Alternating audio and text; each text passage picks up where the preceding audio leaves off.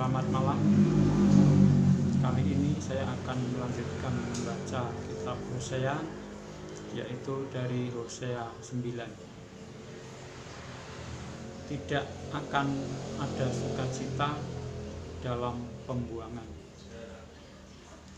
Janganlah bersukacita, hai Israel. Janganlah bersorak-sorak seperti bangsa-bangsa, sebab engkau telah berzinah dengan meninggalkan Allahmu. Engkau telah mencintai upah sundal di segala tempat pengirikan gandum. Tempat pengirikan gandum dan tempat pemerasan anggur tidak akan memberi mereka makan, dan anggur akan mengecewakan mereka. Mereka tidak akan tetap diam di tanah Tuhan, tetapi Efraim harus kembali ke Mesir, dan di Asyur mereka akan memakan makanan najis. Mereka tidak akan mempersembahkan korban curahan anggur kepada Tuhan, dan korban-korban sembelian mereka tidak akan menyenangkan hatinya.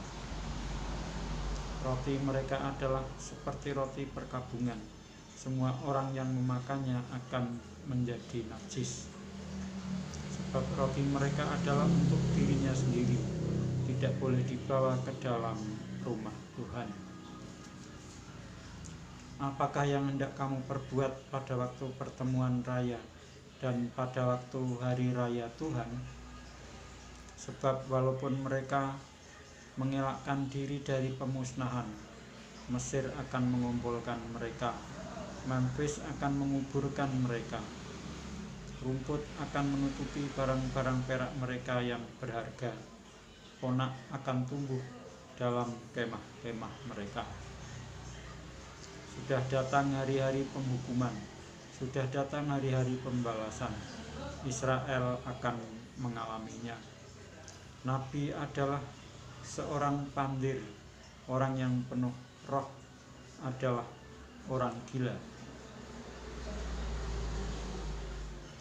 Oleh karena besarnya kesalahanmu dan besarnya permusuhan,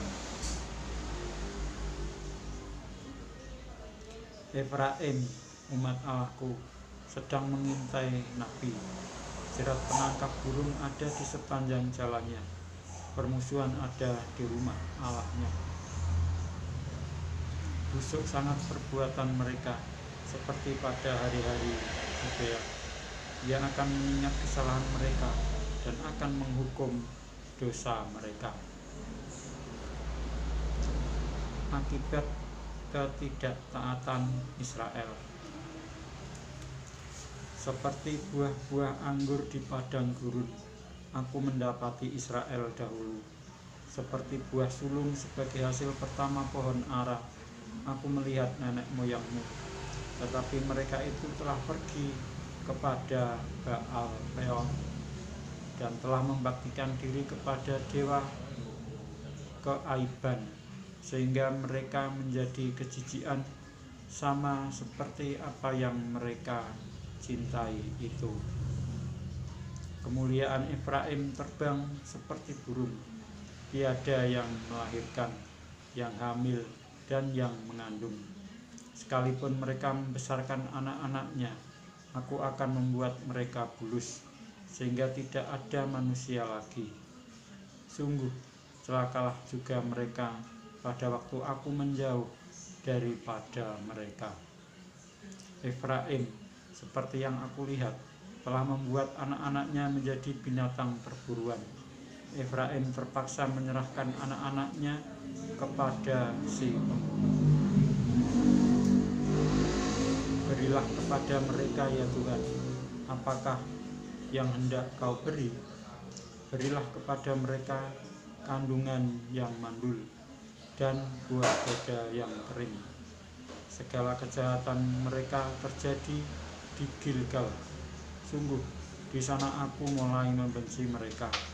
Oleh karena jahatnya perbuatan-perbuatan mereka, aku akan menghalau mereka dari rumahku. Aku tidak akan mengasihi mereka lagi. Semua pemuka mereka adalah pemberontak.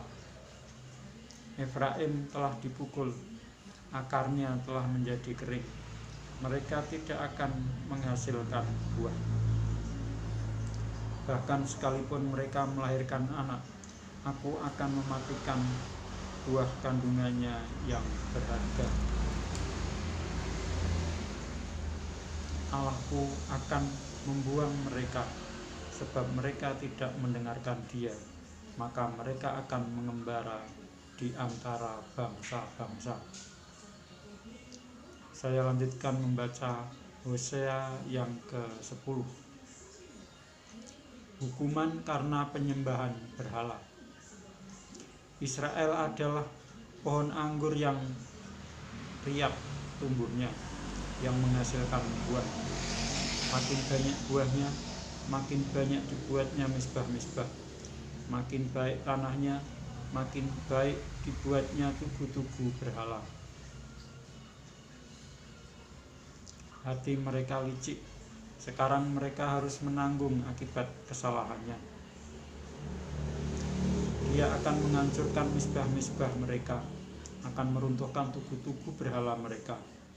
Sungguh, sekarang mereka berkata, kita tidak mempunyai raja lagi, sebab kita tidak takut kepada Tuhan. Apakah yang dapat dilakukan raja bagi kita? Mereka membual, mengangkat sumpah dusta, mengikat perjanjian, sehingga tumbuh hukum seperti pohon upas di alur-alur ladang.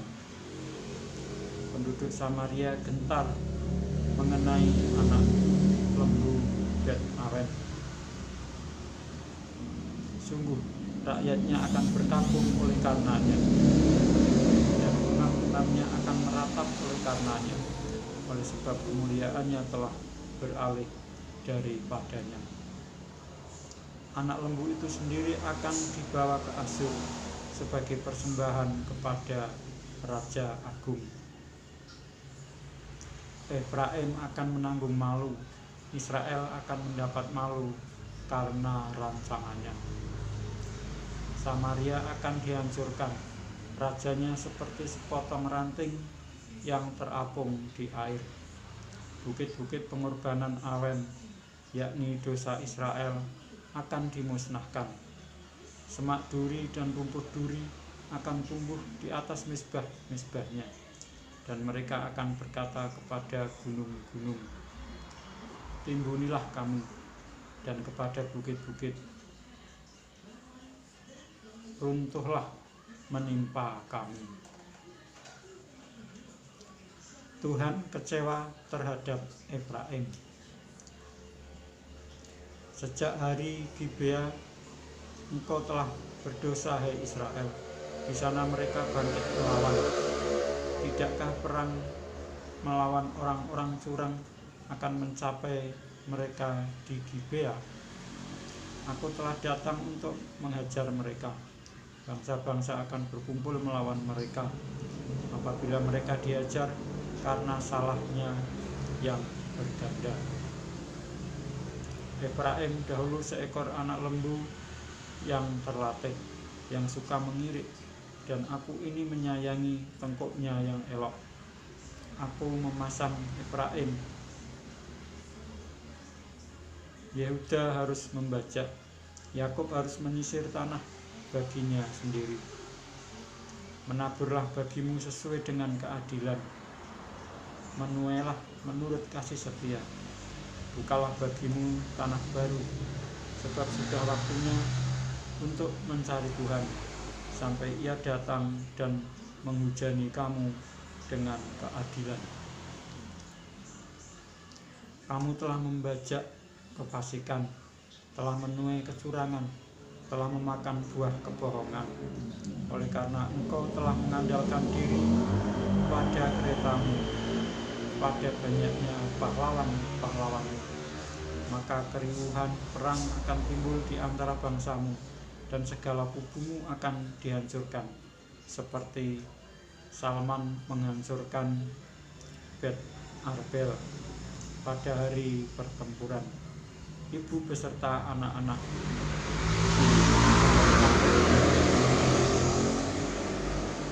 demikianlah akan kulakukan kepadamu, hai kaum Israel, oleh karena dahsyatnya kejahatanmu. Pada waktu fajar akan dilenyapkan sama sekali Raja Israel. Saya lanjutkan membaca Hosea yang ke-11. Kasih Tuhan mengalahkan kedegilan orang Israel.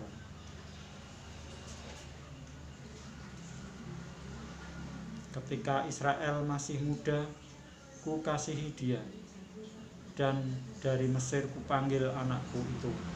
Makin kupanggil mereka, makin pergi mereka itu dari hadapanku. Mereka mempersembahkan korban kepada para Baal dan membakar korban kepada patung-patung. Padahal akulah yang mengajar Efraim berjalan dan mengangkat mereka di tanganku, tetapi mereka tidak mau insaf bahwa aku menyembuhkan mereka. Aku menarik mereka dengan tali kesetiaan, dengan ikatan kasih. Bagi mereka aku seperti orang yang mengangkat kuk dari tulang rahang mereka. Aku membungkuk kepada mereka untuk memberi mereka makan. Mereka harus kembali ke tanah Mesir, dan Asyur akan menjadi raja mereka, sebab mereka menolak untuk bertobat. Pedang akan mengamuk di kota-kota mereka, akan memusnahkan palang-palang pintu mereka, dan akan memakan mereka di benteng-benteng mereka. Umatku betah dalam membelakangi aku. Mereka memanggil kepada Baal dan berhenti meninggikan namaku. Masakan aku membiarkan engkau, hai Efraim, menyerahkan engkau, hai Israel? Masakan aku membiarkan engkau seperti Atma, membuat engkau seperti Siboim? Hatiku berbalik dalam diriku, belas kasihanku bangkit serentak. Aku tidak akan melaksanakan murkaku yang bernyala-nyala itu, tidak akan membinasakan Efraim kembali. Sebab aku ini Allah dan bukan manusia, yang kudus di tengah-tengahmu, dan aku tidak datang untuk menghanguskan. Mereka akan mengikuti Tuhan, ia akan mengaum seperti singa. Sungguh ia akan mengaum, maka anak-anak akan datang dengan gemetar dari barat, seperti burung-burung dengan gemetar datang dari Mesir, dan seperti merpati dari tanah Asyur. Lalu aku akan menempatkan mereka lagi di rumah-rumah mereka. Demikianlah firman Tuhan. Demikian saya telah membaca Hosea sampai dengan Hosea yang ke-11. Dan saya akan melanjutkan membaca Hosea yang berikutnya, yaitu Hosea 12 tentang Efraim dan Yakub bapa leluhurnya pada kesempatan berikutnya. Sekian, terima kasih.